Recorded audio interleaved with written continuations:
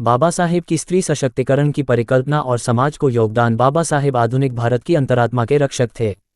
उनकी प्रज्ञा और बौद्धिक सामर्थ्य का अवलोकन विविध विषयों पर लेखनी और निपुणता, अर्थशास्त्र, न्याय, राजनीति, समाज सुधार और श्रम कानून पर लिखी पुस्तकों से मापा जा सकता है।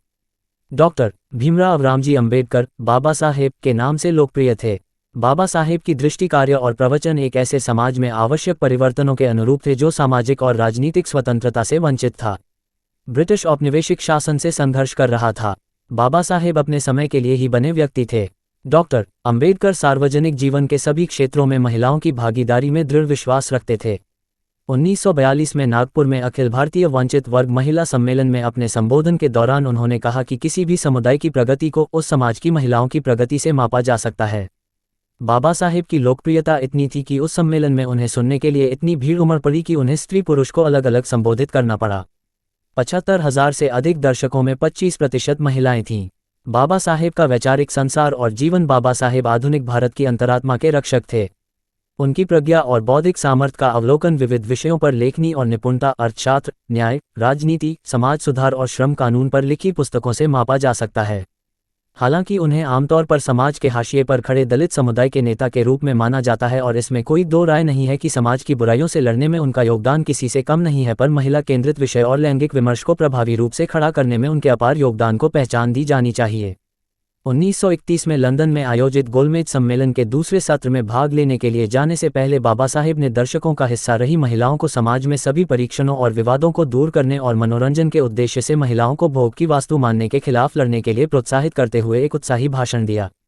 कई बार उन्होंने ऐसी सभाओं को संबोधित किया जहां बॉम्बे के रेड लाइट एरिया कमाठीपुरा से संबंधित महिलाएं भाग लेती थीं, जहां उन्होंने उनसे अपमानजनक जीवन छोड़ने का आग्रह किया। 20वीं शताब्दी के पहले भाग में बाबा साहेब एक सामाजिक क्रांतिकारी के रूप में देखे जाते थे।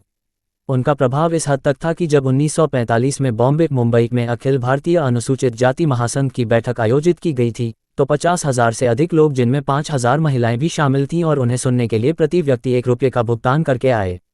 बाबा साहेब अंबेडकर महिलाओं को शिक्षित करने के दृढ़ समर्थक थे और उनके योगदान ने देश में कामकाजी महिलाओं के अधिकारों को आकार दिया। बाबा साहेब के अथक प्रयासों के कारण 1929 में बॉम्बे विधान परिषद में पहली बार प्रसूति लाभ अधिनियम पारित किया गया।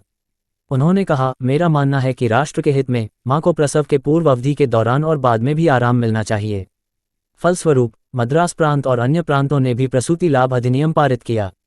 गवर्नर जनरल की कार्यकारी परिषद में श्रम मंत्री के रूप में बाबा साहेब ने 1941 में देशभर में कोयला और अन्य खनिज की खदानों में मातृत्व लाभ अधिनियम पेश किया, जिसके तहत खदान में काम करने वाली महिला को 8 आना प्रति दिन की दर से 8 सप्ताह की अवधि के लिए मातृत्व लाभ दिया गया और अवहेलना करने वालों पर ₹500 का भारी जुर्माना लगाने का प्रावधान रखा। ₹500 का भारी जुर्माना लगाने का प्रावधान रखा गया। अंबेडकर स्वतंत्रता पूर्व भारत में महिलाओं के प्रजनन अधिकारों पर एक अग्रणी आवाज थे।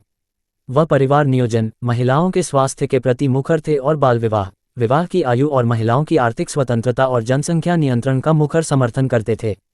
उन्होंने बॉम्बे विधानमंडल में जनसंख्या नियंत्रण विधेयक पेश किया और सरकार से जनता को शिक्षित करने और जनसंख्या नियंत्रण के लिए पर्याप्त सुविधाएं प्रदान करने की सिफारिश की, लेकिन वह उस समय के राजनीतिक दलों से समर्थन हासिल करने में विफल रहे।